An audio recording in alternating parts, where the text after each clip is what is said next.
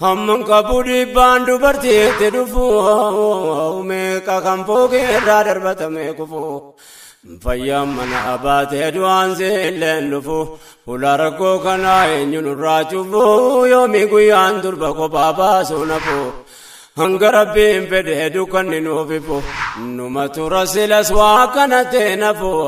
waa furmaanni dhufuunsaa nafu rabbitti hirkannee yoo nu wal taane yaa rabbi gargaarsa kee kadhanne rakkoon dubartummaa baay'eedha waan taateef meeqaatama kanneen akkan taane taate meeqa tosoo miilaan deemtoo lubbuun baate kaan akkuma tura jenne bineensatu nyaate hangi rabbiin baase qoftin ajaabaate dhayitee achi keesse gubbaaf jalaan baate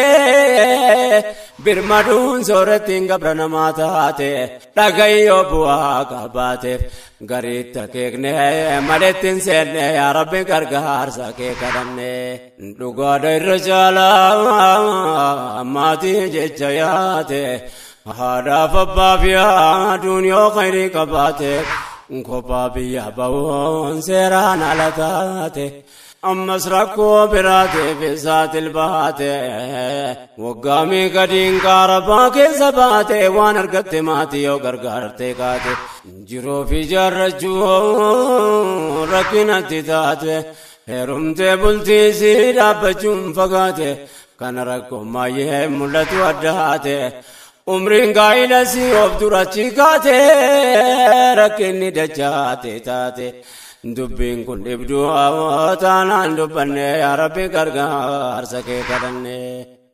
wallaabtuun seenaa keessi dubbii jabduu toosiin rakkoo maatii siisiif taabdu booda kama taatu eenyu siidaa yaadu kun waan dirree jiruudha isaa waan fayyadu umriin itti heerumana yeroon si gabaabdu yeroon si laadhiirri warrummaa barbaadu wayitasiin fuularraa ijoollummaa qabdu diinqa namaa keessa utuu siin taabdu umriin numa deemaa qabdee gadi naabdu yeroo si yaadattee yaaddu waan atattamaan dhaabbatuun taane yaa rabbi gargaarsa kee kadhanne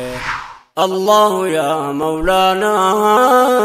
توكي جاكين دين كمنا ستبكنا يا ربي قرقا وارسكي قدنا الله يا مولانا توكي جاكين دين كمنا ستبكنا يا ربي قرقا وارسكي قدنا